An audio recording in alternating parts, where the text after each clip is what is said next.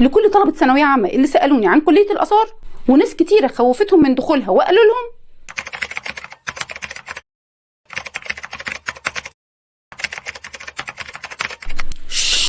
النهارده وحصريا مع رشا حسن وعلى قناتي مع رشا حياء على اليوتيوب هنعمل لقاء مهم جدا وحصري مع دكتور حسام طنطاوي عميد كلية الآثار في جامعة عين شمس.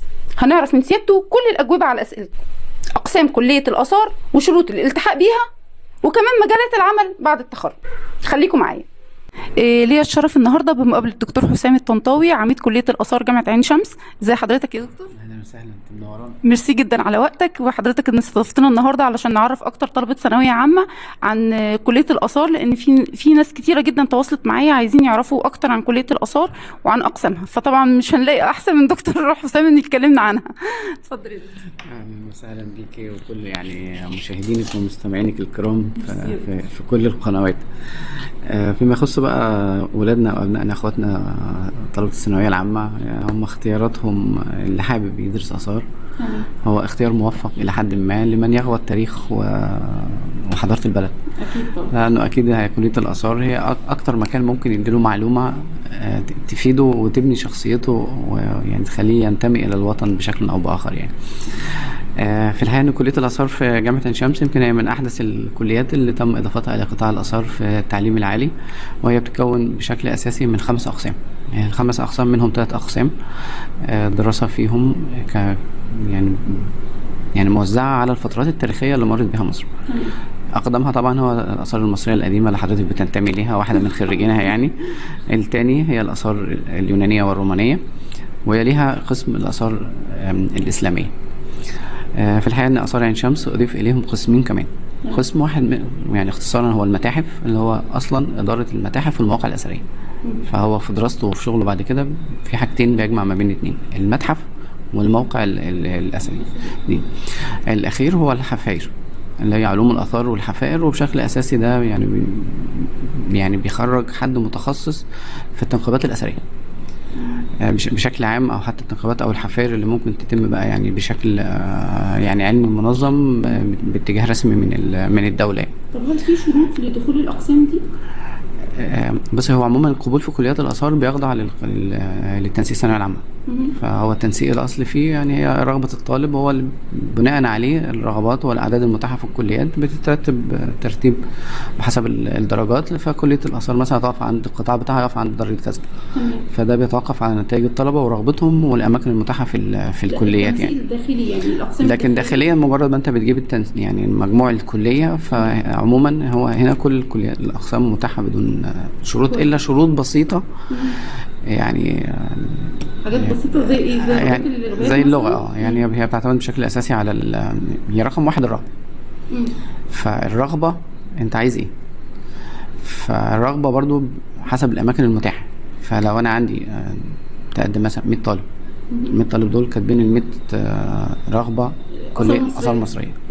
عاده ده اللي بيحصل لانه ما يعرفوش غيرها يعني ما قبل او ما بعد ذلك يعني هو مش منتشر قوي في الميديا، فهم مش عارفينه قوي. فده يعني فانت بتاخد حسب حاجه القسم عايز 30 هتاخد ال 30 وال90 او الباقيين 70 هيتحولوا على حته ثانيه، على قسم الرغبه الثانيه ليهم. يعني القسم خد كفايته يتحول على الرغبه اللي بعده وهكذا. القسمين التانيين او البرنامجين التانيين اللي هم بتوع المتاحف والحفائر لا دول بدون اي شروط على الاطلاق. بس ده برضه بيرجع ان هم الرغبه اول حاجه بالنسبه للطالب. لا وهم دول يعني بدون اي شروط لان دول يعني خاص، فهو مش هيجي له اللي هو عايزه، اللي هو اللي عنده الرغبه فيه فعلا وعارف التكلفه ما يتطلبه ذلك من تكلفه ماديه يعني لانه برسوم اعلى. في الحقيقه برضه كليه الاثار جامعه عين شمس هي برضه بتنفرد يعني ب3 برامج، قد يكون في برنامج او 2 مشترك بكليه اخرى، لكن وجود ال3 مع بعض في مكان واحد ده مش موجود هنا غير هنا، وهم 3 برامج بينيه. الدراسات البينيه هي واحده من اهم الدراسات الحديثه اللي الاتجاه التعليم العالي كله يعني في مصر او خارجها راح لها. فكره يكون في دراسه بينيه يعني دراسه تجمع ما بين تخصصين او اكتر.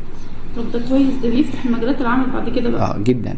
فمثلا يعني ال3 برامج اللي موجوده في كليه الاثار ترميم وصيانه التراث المعماري، وده برنامج مع كليه هندسه.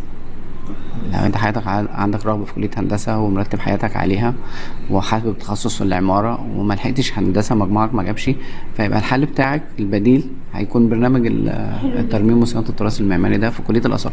ده بالاشتراك مع كليه الهندسه؟ تماما. هم بيدرسوا النص واحنا النص، يعني اثار بيدرسوا النص والهندسه النص، فنص المقررات هنا والنص هنا، والدراسه ما بين هنا وهناك برضه، يعني ما فيهاش اي يعني النص هندسه تماما يعني.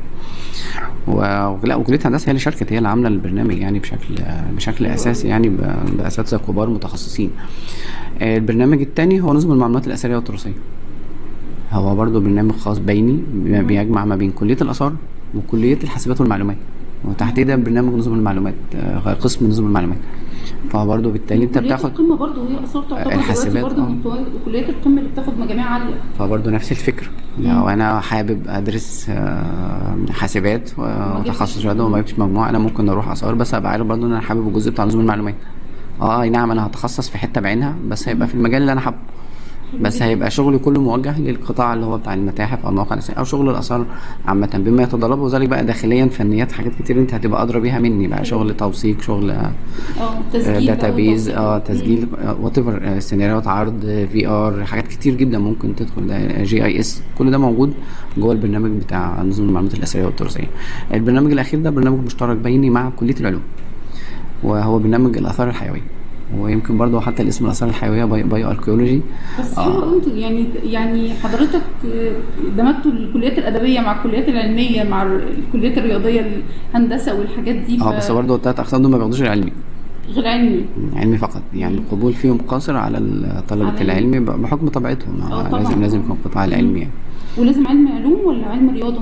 يعني مثلا اللي مشتركه مع كليه هندسه دي؟ لا علمي يعني علمي.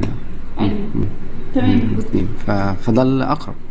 طيب بالنسبه لمجالات الشغل بقى، كليه اثار يعني هو اهم من الشغل هي الدراسه. يعني انت حضرتك جاي هتدرس، انا يعني بنوعدك ان انت في خلال فتره الدراسه هتستمتع. يعني هتستمتع بالدراسه وبالجولات والتدريبات الميدانيه والزيارات، يعني هي حياه ما قبل العمل، يعني هي حياه ما قبل العمل.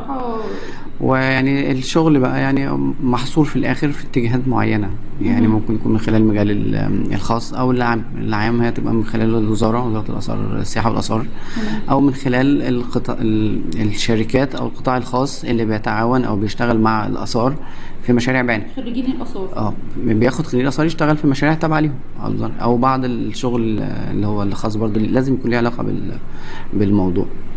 فممكن بقى يشتغل في مواقع اثريه، يشتغل في متحف، بعض الكليات التانية بس مش موجود هنا الترميم، بس احنا موجود الترميم وصيانه التراث المعماري.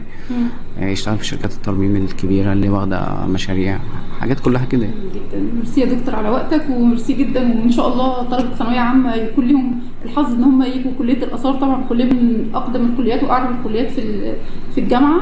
وميرسي لوقتك. لا انت شرفتنا ونورتينا يعني. ميرسي جدا. ودي كانت حلقه وافيه كده عن كليه الاثار لكل اللي سالوني واللي حابين يتابعوا موضوع كليات وطلبه الثانويه العامه. يا رب كلهم بالنجاح ان شاء الله، وربنا يوفق الجميع. يلا اشوفكم تاني، باي باي.